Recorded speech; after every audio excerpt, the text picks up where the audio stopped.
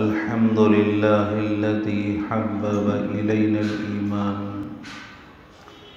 व ज़य्यनहु फ़ी क़ुलूबिना व कररह इलैनल कुफ़्र वल फ़ुसूक़ वल इस्यान व जअलना मिनर राशिदीन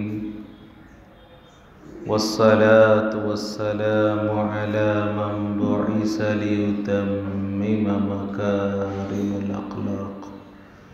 अम्मा बाद वक़ाल अल्लाहु तबारक व तआला फ़िल क़ुरआनिल मजीद वल फ़ुरक़ानिल हमीद। अऊज़ु बिल्लाहि मिनश शैतानिर रजीम। बिस्मिल्लाहिर रहमानिर रहीम। लक़द कान लकुम फ़ी रसूलिल्लाहि उस्वतुन हसनह। वक़ाल अल्लाहु तबारक व तआला व इन्नक लअला खुलुक़िन अज़ीम। सदक़ल्लाहुल अज़ीम। क़ाल अन्नबिय्यु सल्लल्लाहु अलैहि वसल्लम अन्निकाहु मिन सुन्नती वक़ाल वमन रग़िब अन सुन्नती फ़लैस मिन्नी औ कमा क़ाल अलैहिस्सलातु वस्सलाम। मोहतरम सामीन इकराम, गुज़िश्ता निकाह से मुताल्लिक़ गुफ्तगू चल रही थी कि निकाह एक इबादत है और सिर्फ़ निकाह की मजलिस ही में अल्लाह का हुक्म और नबी का तरीक़ा तलाश करना काफ़ी नहीं है, बल्कि निकाह से पहले बहुत सारी कार्रवाइयाँ, निकाह की तैयारियाँ, उनमें भी अल्लाह का हुक्म और हुज़ूर पाक सल्लल्लाहु अलैहि वसल्लम का नूरानी और पाकीज़ा तरीक़ा मालूम करने और अमल करने की ज़रूरत है। लिहाजा मुख्तसरन हमारे सामने लड़की तलाश करने से मुताल्लिक़ हिदायत, उसके बाद मंगनी में होने वाले खुराफात और रसूमात और उनसे बचना और उनसे बचने के तदाबीर, इस पर गुफ्तगू चल रही थी। अब इसके बाद आज हमारे मुआशरे में निकाह से पहले क्या बुराइयां पैदा हो रही हैं, जिनसे बचना ज़रूरी है, इंशाअल्लाह आज उन पर गुफ्तगू की जाएगी।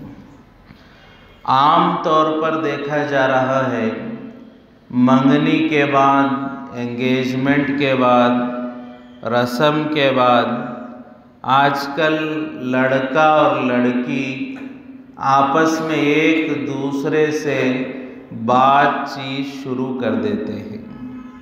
आम तौर पर होता है, बल्कि अच्छे अच्छे दीनदार घरानों में भी ये देखा जा रहा है, बल्कि बेशऊरी और गफलत और लापरवाही का हाल ये है कि ख़ुद माँ बाप और वालिदैन इसकी इजाज़त देते हैं कि अपने बच्चे होने वाली बीवी से और अपनी बेटी होने वाले शोहर से निकाह से पहले ही बातचीत शुरू कर दें। तो आम तौर पर, बल्कि अक्सर व बेशतर देखा जा रहा है, निकाह से पहले लड़का और लड़की आपस में बात करते हैं। तो शरीयत में इसकी बिल्कुल इजाज़त नहीं है। निकाह से पहले दोनों अजनबी हैं, नामहरम हैं। जिस तरह आम किसी इंसान, किसी मर्द से बात करना उस लड़की के लिए नाजायज़ और हराम है, इसी तरह अपने मंगेतर से, फियांसी से भी बात करना नाजायज़ है। लेकिन ये चीज़ इतनी आम हो गई है कि हमारा एक बड़ा तबका मुआशरे का इस बीमारी में और इस गुनाह में मुब्तला हो चुका है। और जो गुनाह होता है वो एक जगह पर नहीं रुकता है। जैसा कि हदीस में हुज़ूर पाक सल्लल्लाहु अलैहि वसल्लम ने इरशाद फरमाया कि आदमी पहले छोटे गुनाह करता है, छोटे गुनाह करते करते उसके लिए बड़े गुनाहों का दरवाज़ा खुल जाता है। सगीरा गुनाह करने वाला, छोटे गुनाह करने वाला, वो छोटे गुनाहों पर ही कायम नहीं रहता, वहीं रुक नहीं जाता है, बल्कि शैतान और नफ्स इसे छोटे गुनाह कराते कराते बड़े गुनाहों की तरफ, गुनाहे कबीरा की तरफ ले जाता है। फिर एक मौका वो आता है कि ये बड़े गुनाह करने लगता है और बड़े गुनाह करते करते करते एक मौका वो आता है वो इस्लाम से खारिज हो जाता है। गुनाहों पर रुकाव नहीं होता, ठहराव नहीं होता, आदमी आगे बढ़ते चला जाता है, इसलिए कि उसमें नफ्स को लज्जत मिलती है, मज़ा आता है, शैतान का मकसद पूरा होता है। और आज हमें उसमें सहूलत है, दुनियावी एतबार से मज़ा आता है, तो आदमी गुनाहों में आगे बढ़ता चला जाता है। इल्ला एक वो कोशिश करे, मुजाहदा करे, अल्लाह का डर और खौफ दिल में पैदा करे, हुजूर पाक सल्लल्लाहु अलैहि वसल्लम की मोहब्बत दिल में पैदा करे, तब जाकर आदमी गुनाहों से बच सकता है, वरना गुनाहों से बचना बहुत मुश्किल है। तो आदमी आगे बढ़ता है, छोटे गुनाह करते करते बड़े गुनाहों तक पहुंच जाता है, बड़े गुनाह करते करते कुफ्र और शिर्क तक पहुंच जाता है। तो इसी तरह वो लड़का और लड़की जिनका एंगेजमेंट हो गया, शुरू में नंबर एक्सचेंज होता है, चैटिंग होती है, मैसेजेस एक दूसरे को करते हैं, तो बात यहाँ मैसेजेस तक नहीं रुकती है, मैसेजेस पर बात ख़त्म नहीं होती है, चंद दिनों तक, हफ्ते 2 हफ्ते तक मैसेज होते हैं। इधर से कभी मैसेज हो रहा है, क्या सुबह हो गई, खाना हो गया, नाश्ता हो गया, तबीयत कैसी है, आराम किया, फलां फलां, बेकार में आदमी अपने वक्त को ज़ाया करता है।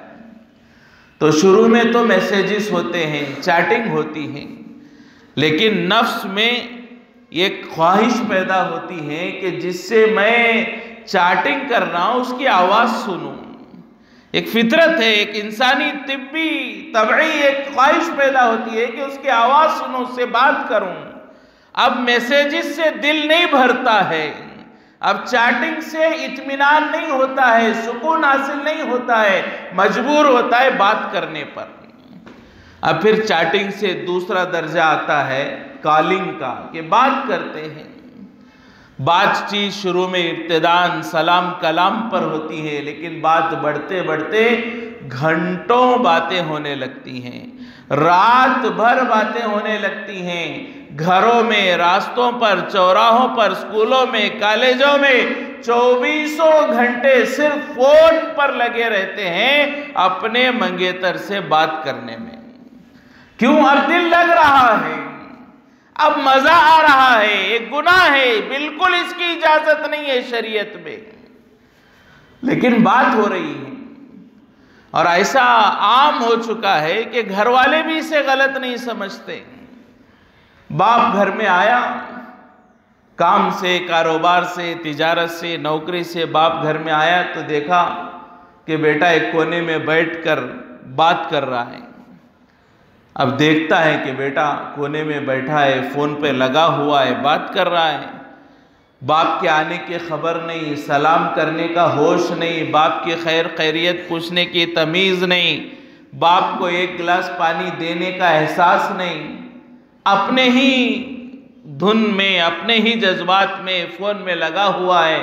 बाप देखता है कि कौन किससे बात कर रहा है, इतनी यकसुई के साथ, दिलजोई के साथ, मेरे आने का भी ख्याल नहीं, मुझे सलाम भी नहीं किया, बात भी नहीं किया। अंदर बाप आके अंदर जाता है, माँ से पूछता है कि तुम्हारा बेटा फ़ोन में बात कर रहा है, किससे कर रहा है? वो माँ मुस्कुरा के कहती है अपने होने वाली बीवी से बात कर रहा है। माँ को भी एहसास नहीं है, माँ खुद कहती है कि अपने होने वाली बीवी से बात कर रहा है। ये सुनकर बाप भी ऐसा बेशरम है कि वो भी कहता है चलो रहने दो, लगे रहने दो। शरीयत की धज्जियां उड़ जाए, अल्लाह नाराज हो जाए, अल्लाह के रसूल नाराज हो जाए, कोई परवाह नहीं है। इतना माशरा हमारे घरों का बिगड़ा हुआ है और इसके बावजूद हमें एहसास नहीं, हम इसको गलत भी नहीं समझते। माँ बाप के सामने बातें हो रही हैं, रिश्तेदारों के सामने बातें हो रही हैं और बात करते करते दिल में देखने की तमन्ना पैदा होती है, मुलाकात की तमन्ना पैदा होती है। ये इंसान की फितरत है। जब किसी से आदमी को मोहब्बत हो जाए, बात करने लगे, अब सिर्फ बात पर दिल नहीं भरता है, देखने को जी चाहता है। बड़ी अजीब बात उलमा ने बयान फरमाई है, इससे पहले भी बयान की गई कि तकरीबन 1,24,000 नबी दुनिया में आए हैं। कमोबेश 1,24,000 नबी दुनिया में आए हैं, लेकिन मूसा अलैहिस्सलाम के अलावा किसी ने अल्लाह को देखने की तमन्ना नहीं की। मूसा अलैहिस्सलाम के अलावा 1,24,000 नबी, हर नबी अल्लाह से मोहब्बत करते हैं, तो मूसा अलैहिस्सलाम के अलावा किसी नबी ने अल्लाह को देखने की तमन्ना जाहिर नहीं की, जिद नहीं की। सिर्फ मूसा अलैहिस्सलाम वो अकेले हैं जिन्होंने दुआ की, तमन्ना की, जिद की, ए अल्लाह मैं तुझे देखना चाहता हूं, तुझे देखे बगैर रहना मुश्किल हो गया है। तो उलमा ने फरमाया जो तमन्ना किसी और नबी के दिल में पैदा नहीं हुई, वो तमन्ना मूसा अलैहिस्सलाम के दिल में क्यों पैदा हुई? इसकी वजह यह है कि मूसा कलीमुल्लाह है। इसकी वजह क्या है कि मूसा कलीमुल्लाह है। मूसा अल्लाह से कलाम करते थे, अल्लाह से बात करते थे।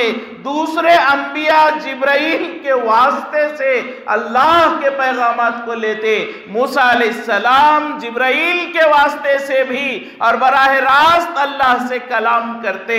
और ये इंसान की फितरत उलमा ने बयान फरमाई है, चूंकि मूसा अल्लाह से बात करते थे, बात करते करते करते मूसा अलैहिस्सलाम के दिल में अल्लाह की ऐसी मोहब्बत पैदा हो गई कि अल्लाह से बात करने में इतना मजा आ रहा है तो देखने में क्या मजा होगा, दीदार की क्या नेमत होगी। बात करने में वो मजा है। अल्लाह ने मूसा अलैहिस्सलाम से पूछा, वमा तिल्का बियमीनिका या मूसा, ऐ मूसा तुम्हारे हाथ में क्या है, तुम्हारे सीधे हाथ में क्या है? हजरत मूसा के हाथ में असा था। हजरत मूसा अलैहिस्सलाम के हाथ में क्या था? असा, लकड़ी। कह देते ये मेरा असा है, ये असा है, ये लकड़ी है, काम खत्म।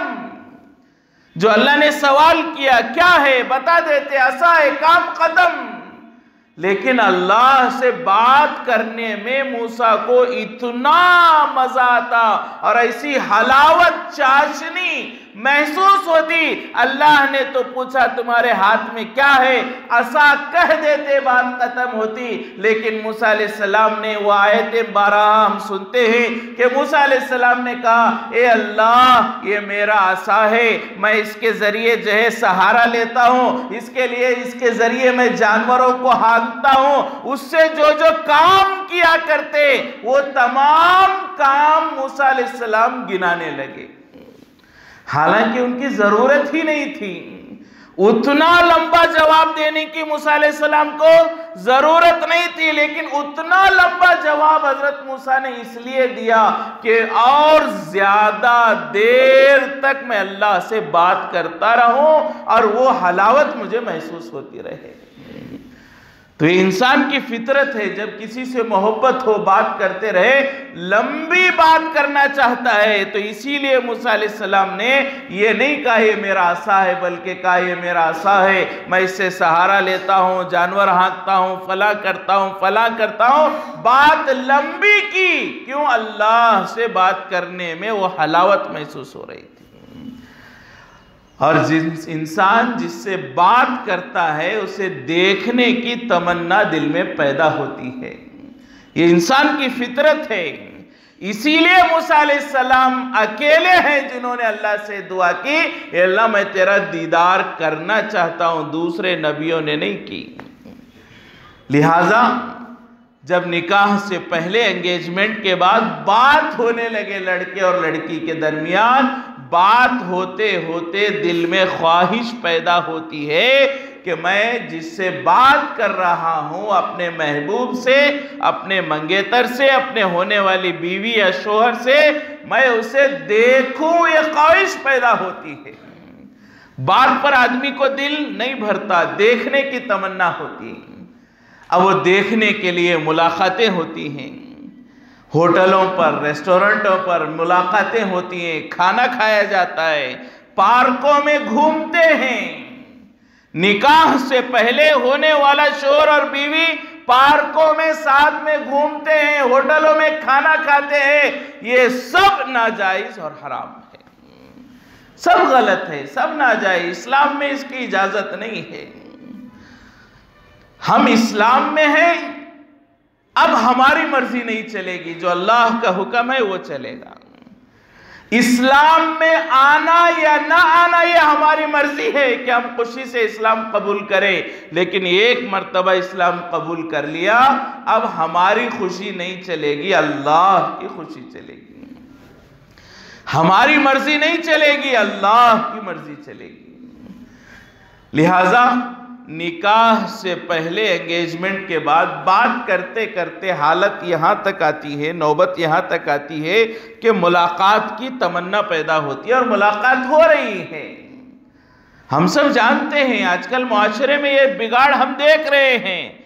निकाह से पहले होने वाला शोहर और बीवी दोनों होटलों में खाना खा रहे हैं, पार्कों में घूम रहे हैं, शॉपिंग कर रहे हैं। निकाह की शॉपिंग, निकाह की खरीदारी होने वाला शोहर और बीवी मिलकर कर रहे। कई ऐसे वाकयात हैं, दोनों मिलकर खरीदारी कर रहे हैं, दोनों मिलकर जो है शॉपिंग कर रहे हैं, दोनों मिलकर घूम रहे हैं, खा रहे हैं, पी रहे हैं।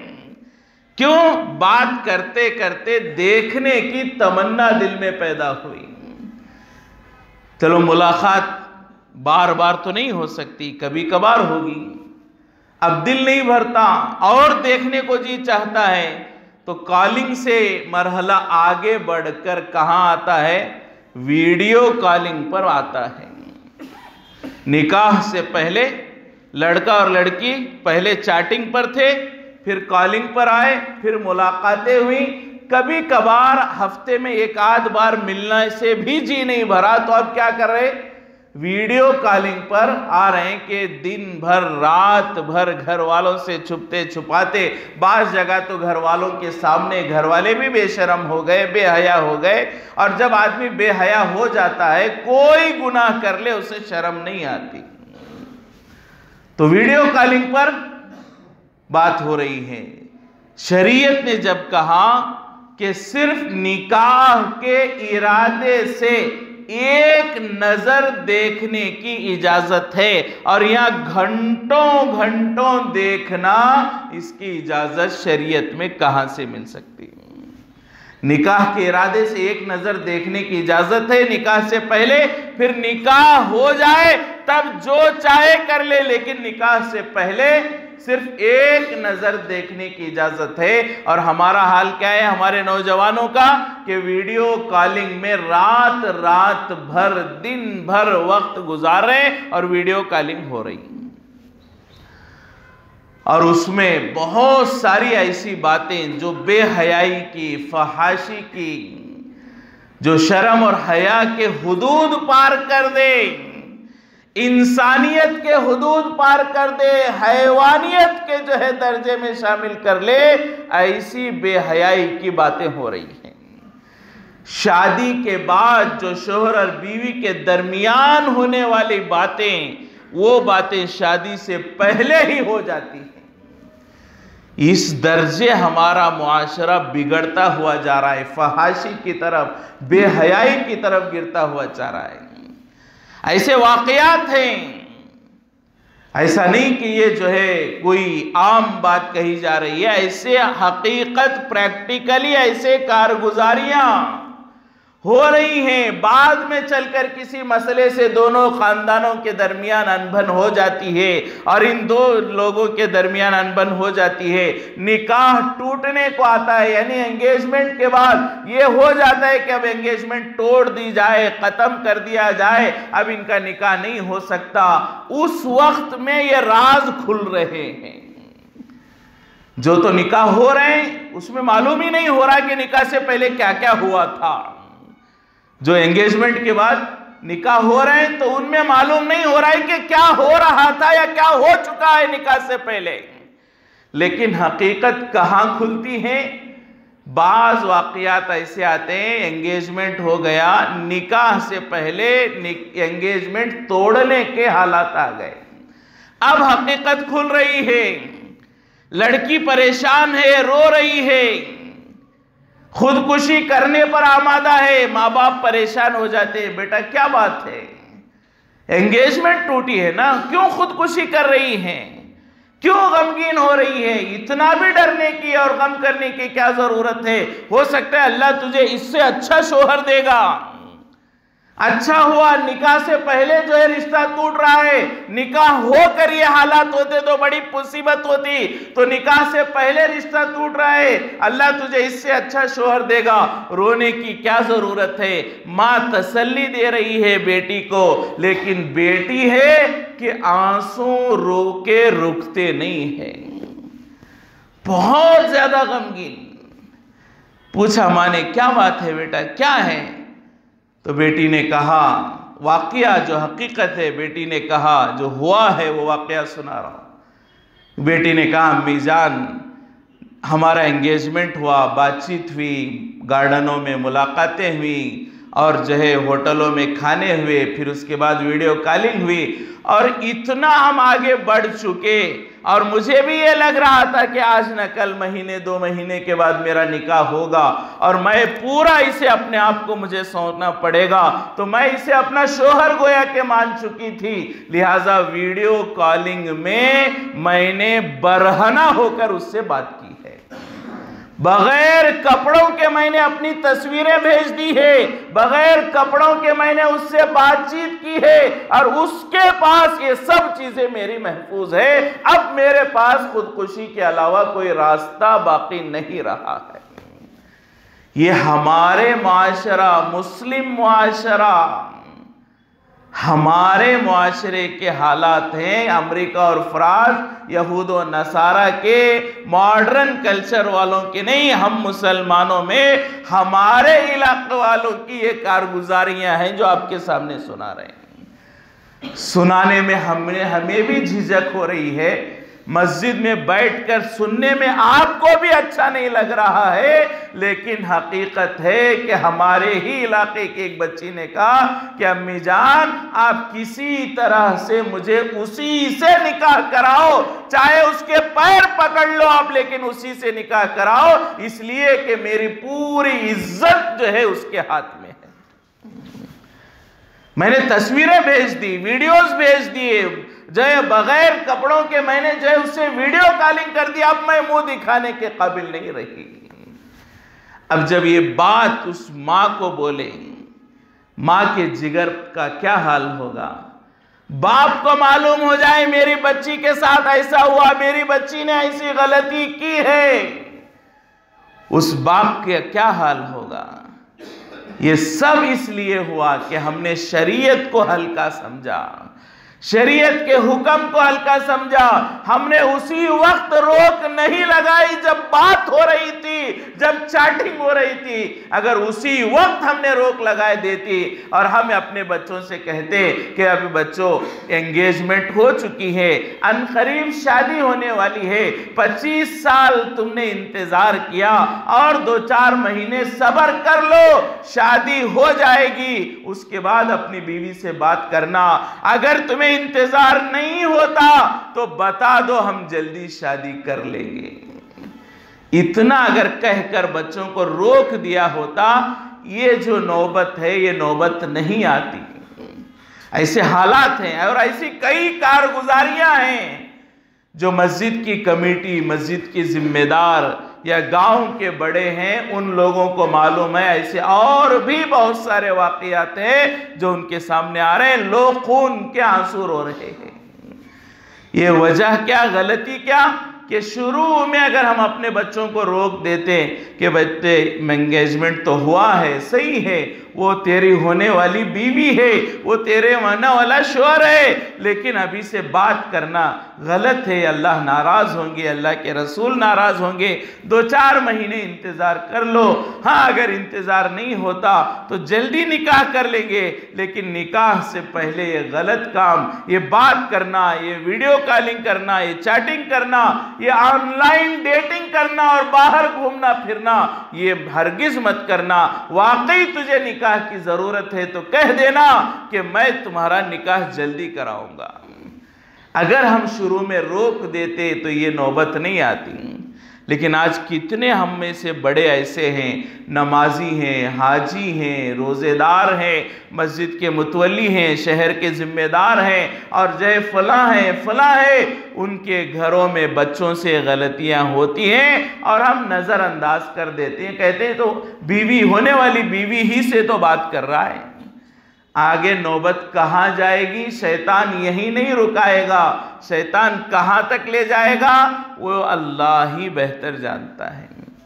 तो एंगेजमेंट के बाद, निकाह से पहले होने वाली खराबियों में एक खराबी ये है कि आप पहले चैटिंग होती है, फिर कॉलिंग होती है, फिर मुलाकातें होती हैं, फिर वीडियो कॉलिंग होती है, फिर नौबत बाज़ दफ़ा ऐसी खुदकुशी की आती है, बाज़ दफ़ा नौबत अबॉर्शन कराने की आती है और बाज़ दफ़ा दूसरे किस्म के हालात आते हैं। वो क्या हालात है वो आप सब, हम सब बेहतर जानते हैं। क़यामत की गोया के निशानियां हैं जो हमारे मुआशरे में ज़ाहिर हो रही हैं। इसके अलावा एक आम तौर पर एंगेजमेंट के बाद, निकाह से पहले जो बुराइयां जन्म ले चुकी हैं, उसमें से एक चीज़ ये है कि ये लड़का और लड़की, इनमें से किसी का बर्थडे होता है, जन्मदिन होता है तो उसे मनाया जाता है। लड़की का बर्थडे हो, लड़का आता है, अपने दोस्तों को लेकर आता है, केक लेकर आता है, लड़की के घर में पार्टी होती है। लड़के का बर्थडे है तो वहाँ पर जो है लड़की वालों की तरफ से कुछ लोग जाते हैं और वो जो है बर्थडे पार्टी मनाई जाती है। कभी होटलों में बर्थडे पार्टी मनाई जाती है, जो बिल्कुल गलत है, बिल्कुल नाजायज़ है। इस्लाम में सिरे से उसकी कोई इजाज़त नहीं है।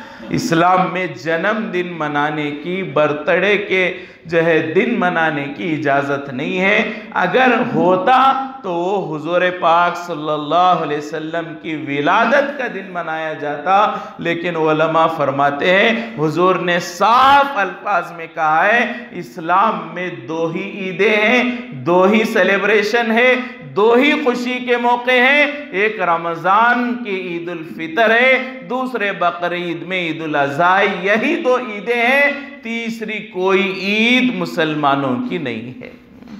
लिहाजा जन्मदिन मनाना, बर्थडे मनाना, इसकी इजाज़त इस्लाम में नहीं है। लिहाजा आम तौर पर ये देखा जा रहा है, शादी से पहले अगर उसका बर्थडे आ जाए, दूल्हे का या दुल्हन का बर्थडे आ जाए, बाकायदा दोनों ख़ानदान वाले मिलकर बड़े धूमधाम से बर्थडे मनाते हैं और केक काटा जाता है और लड़का लड़की के घर में आता है, सबके सामने अपने हाथों से होने वाली बीवी वो तो होने वाली समझ रहा है, लेकिन हुजूर कहते हैं वो अजनबी है, उसे केक खिला रहा है, उसके हाथों को पकड़ रहा है, उसके गालों को पकड़ रहा है। फरमाया कि बिल्कुल इसकी शरीयत में इजाजत नहीं है, इसकी इजाजत शरीयत में बिल्कुल नहीं है।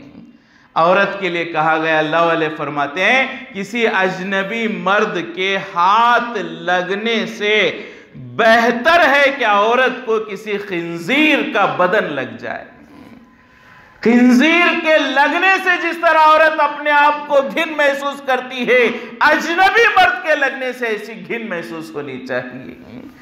लेकिन कहां हो रहा है? बाकायदा एक दूसरे का हाथ पकड़कर घूम रहे हैं, फिर रहे हैं, सब कुछ हो रहा है। बर्थडे पार्टियां की जा रही हैं जो शरीयत में बिल्कुल उसकी इजाजत नहीं। ये तो आम तौर पर निकाह के बाद एंगेजमेंट के बाद निकाह से पहले घरों में बर्थडे हो मनाया जा रहा है, ये बिल्कुल गलत है, इससे बचने की जरूरत है। लेकिन इसके अलावा भी आम तौर पर भी देखा जाए तो आजकल चंद सालों से दोबारा ये बर्थडे का ट्रेंड बहुत ज्यादा फैल गया है, बहुत ज्यादा हो गया बर्थडे मनाना। हालांकि इसकी बिल्कुल इजाजत नहीं, ये मुसलमानों का शेवा नहीं है। जिस दिन इंसान पैदा हुआ और उसके 1 साल गुजर गया तो ये खुशी का मौका नहीं, गम का मौका है कि आज मेरी जिंदगी का 1 साल कम हो गया और कब्र में जाने के दिन करीब आ गए, मौत मेरी करीब आ गई, अब चाहिए कि मुझे मौत की तैयारी करें। आमतौर पर बर्थडे में क्या होता है, जितने साल होते हैं उतने कैंडल लगाए जाते हैं केक पर। 10 साल हो गए 10 कैंडल, 15 साल हो गए 15 कैंडल, 20 साल हो गए 20 कैंडल लगाकर बर्थडे मनाया जाता है। लेकिन अगर करना ही होता तो इस तरह से करते, हम मान ले मेरी 60 साल की जिंदगी है, क्या कर ले, मान ले मिसाल के तौर पर 60 साल की जिंदगी, उसमें से कितने साल हो गए, 30 साल अब हो गए। अब इस साल 30 कैंडल लगाते, आइंदा साल 29 लगाते क्योंकि 29 बचे हैं, उसके बाद 28 लगाते क्यों 28 बचे हैं। एहसास तो होता कि मैं मरने वाला हूं, मैं जीने के लिए दुनिया में नहीं आया, मैं मरने के लिए दुनिया में आया हूं। लेकिन यह नसरानियों का तरीका आज ऐसे हमने अपना लिया कि बर्थडे एक फैशन बन चुका है। ये इसे एक रिलीजियस नजरों से नहीं देखा जा रहा है बर्थडे को, इसे ये समझ रहे हैं कल्चरल एक्टिविटी है। माहौल का एक बर्थडे मनाना माहौल का एक काम है, सोसाइटी का एक काम है, कल्चरल एक्टिविटी है, रिलीजियस से, दीन से, मजहब से इसका कोई ताल्लुक नहीं, ऐसा हम सोच रहे हैं। हालांकि मजहब से इसका ताल्लुक है। शरीयत में बर्थडे मनाने की इजाजत नहीं है, ये गुनाह है, नाजायज है, इसकी इजाजत नहीं। लेकिन आजकल क्या हो रहा है, हर घर में बर्थडे, घर में 8 लोग हैं मिसाल के तौर पर, माँ बाप हैं, 4 बच्चे हैं, उनके जो है बीवियां हैं, कितने हो गए, 8-10 लोग हो गए घर में, 10 लोगों का बर्थडे। एक घर में कितने लोगों का बर्थडे हो रहा है, 10 है, 10 लोगों का बर्थडे, बाप का बर्थडे हो रहा है, बाकी 9 लोग गिफ्ट लाकर दे रहे हैं, पैसा उसी घर का बर्बाद हो रहा है। बाप का बर्थडे गिफ्ट कितने लोग ला रहे हैं, 9 लोग ला रहे हैं। चंद दिन के बाद मां का बर्थडे आया, फिर गिफ्ट कितने लोग ला रहे हैं, 9 लोग ला रहे हैं। फिर चंद दिन के बाद बड़े बेटे का बर्थडे आ गया, गिफ्ट कितने लोग ला रहे हैं, 10 बर्थडे हो रहे हैं, 10 मर्तबा 9 लोग अपने कमाई के पैसे हराम कामों में खर्च कर रहे हैं। साल भर अगर 10 बर्थडे और हर बर्थडे में 9 लोग गिफ्ट लाए, एक केक लाए, वो जो है बलून्स लाए, उसके लिए फव्वारे किए जाए, फला किए जाए, कितना खर्चा होगा। साल में एक मर्तबा 4-5 हजार रुपए हमारे सोने की ज़कात देने हमें जो है हिम्मत नहीं होती, हजारों रुपए बर्थडे में खर्च करने में शर्म नहीं आती है। ये वही फैमिली है। बर्थडे में 10 बर्थडों में महीने साल में 1 लाख रुपए कम से कम खर्च हो रहा है। एक बर्थडे में 10 लोग अगर होटल में खाएंगे तो कितना खर्चा आएगा, 3-4 हजार रुपए तो खर्चा आ जाएगा। गिफ्ट का कितना हो गया, पार्टी का कितना हो गया, एक बर्थडे पर 10,000 रुपए खर्च हो गए, घर में 10 लोग हैं, साल में 1 लाख रुपया एक ही घर का फजूल खर्च हो रहा है। 5,000 रुपए जकात देने में बहाने करते, मेरे ऊपर जकात फर्ज नहीं है, मैं कर्जा है, फला ये सोना तो मेरी बीवी का है, फला मसलक में सोना पहनने के लिए लिए तो जकात नहीं है, तो हम पहनने के लिए ले रहे, जकात नहीं देंगे। पैसे खर्च करने में, जकात देने में यहां पर जान निकल रही है। 5,000 रुपए या 1 लाख रुपए बर्थडे में फजूल खर्ची करने में महसूस ही नहीं हो रहा है कि 1 लाख खर्च हो गए। हर घर में यह हालत है। नौजवानों का हाल ऐसे है कि रास्तों में खड़े होकर बर्थडे कर रहे हैं, रात को इंतजार करते हैं, 12 बज गए, रास्तों में, जंगलों में, हाईवे पर मालूम नहीं कहां कहां जाते हैं और वहां जाकर बर्थडे कर रहे हैं। गाड़ियों पर, रास्तों में, फुटपाथों पर, जंगलों में इंसान बनाया अल्लाह ने, घर दिया, रास्तों में, जंगलों में हैवानों की तरह रात गुजार रहे हैं। इंसान बनाया अल्लाह ने, कितना ऊंचा मकाम दिया था, हम क्या जानवर बन रहे हैं। रास्तों में कौन खाते हैं, गिरा पड़ा जगह खड़े होकर कौन खाते हैं, जानवर खाता है। रात को 12 बजे पार्टियां हो रही हैं, हाईवे पर, जंगलों में, रास्तों में बर्थडे मनाए जा रहे हैं। कई वाकयात आप सोशल मीडिया पर तलाश कर लें, मालूम होगा बर्थडे पार्टी बनाई जा रही है और केक चेहरे पे लगाया गया और इतना जोर से लगाया गया, सांस रुक गई और उस आदमी के और उस नौजवान की मौत हो गई। सोशल मीडिया पर आप तलाश करें, कई वाकयात आपको ऐसे मिलेंगे, चेहरे पर बर्थडे केक लगाया गया, सांस रुक गई और वो उसी दिन, उसके जन्मदिन के ही वक्त वो मर गया। क्या हो रहा है, कुछ एहसास नहीं। अल्लाह नाराज, अल्लाह के रसूल नाराज, पैसा बर्बाद, गुनाह लाजिम, जिंदगियां गई, नुकसान हुआ, शरीयत गई, जिस्म का नुकसान, रूहानियत का नुकसान, ये कितने नुकसानात हो रहे हैं। तो आज जो है बर्थडे एक आम रिवाज बन चुका है। उलमा फरमाते हैं बर्थडे मनाना भी जायज नहीं, उसकी पार्टियां करना भी जायज नहीं, उन पार्टियों में शरीक होना भी जायज नहीं और उस पर मुबारकबाद देना भी जायज नहीं है। बर्थडे से मुतालिक ये कुछ मसाइल हैं। बर्थडे करना भी दुरुस्त नहीं, उस मौके पर पार्टी करना भी दुरुस्त नहीं, पार्टी में जाना भी दुरुस्त नहीं, चौथा मसला मुबारकबाद देना भी दुरुस्त नहीं। शरीयत में बर्थडे या ऐसी वो सब चीजें जो सालाना होती हैं, सालाना होने वाली चीजें, एनुअल होने वाली चीजें, वो दुरुस्त नहीं है, इस्लाम में उसकी इजाजत नहीं है। सालाना 2 ईदें हैं, रमजान, बकरीद, उसके अलावा सालाना कोई चीज, एनुअल कोई चीज, सालगिरह कोई चीज नहीं है। एक मर्तबा हो तो अलग है, सालाना कोई चीज इस्लाम में नहीं है। मिसाल के तौर पर बर्थडे ही को ले ले, आज मेरे घर में बेटा पैदा हुआ, मैं खुश हुआ, मैंने मिठाई बांटी, इसकी इजाजत है। लेकिन हर साल उस दिन मिठाई बांटना ये नाजायज। जिस साल, जिस दिन पैदा हुआ उस दिन खुशी मनाना इजाजत है, हर साल उस तारीख को खुशी मनाना, हर साल सालाना, एनुअली इजाजत नहीं। जिस दिन मेरा निकाह हुआ खुशी की बात है, मैं दावत करूं। जिस दिन मेरा निकाह हुआ खुशी की बात है, दावत करूं, लोग मुझे मुबारकबाद दे, सब जायज है। लेकिन हर साल उस दिन, जिस तारीख को मेरी शादी हुई, शादी की सालगिरह मनाना, दावत करना गुनाह, नाजायज, हराम, मुबारकबाद देना भी गुनाह। जिस दिन निकाह हुआ उस दिन खुशी की इजाजत, लेकिन उस तारीख को हर साल मनाना ये गलत है। जो सालाना काम होते हैं वो शरीयत में सिर्फ 2 हैं, रमजान, बकरीद। उसके अलावा बेटा पैदा हुआ, बेटी पैदा हुई, खुशी मनाओ, लेकिन हर साल बर्थडे करने की इजाजत नहीं। और इससे हमारे बच्चों का फ्यूचर हम बर्बाद कर रहे हैं। इससे अच्छा है दूसरे खुशी के मौके पर करो। बच्चा एग्जाम में फर्स्ट आया, पार्टी करो, खिलाओ, रिश्तेदारों को बुलाओ, बच्चे को गिफ्ट दो, साइकिल दो, गाड़ी दो, फोन दो, जो देना है बच्चे को गिफ्ट दो इस बुनियाद पर कि वो एग्जाम में फर्स्ट आया है। बच्चे के दिल में ख्वाहिश होगी कि आज मैं इतने नंबर लाया, मुझे साइकिल मिली, आइंदा साल अच्छे नंबर लाऊंगा, मुझे गाड़ी मिलेगी और अच्छा इनाम मिलेगा। वो वहां तो फायदा होगा, लेकिन इस साल बर्थडे में हमने अच्छा गिफ्ट दे दिया, लेकिन बच्चा क्या सोचेगा कि आइंदा साल मुझे इससे अच्छा गिफ्ट मिलेगा। और आइंदा साल अगर वो गिफ्ट ना मिले, बच्चा माँ बाप से नफरत करने वाला बनेगा।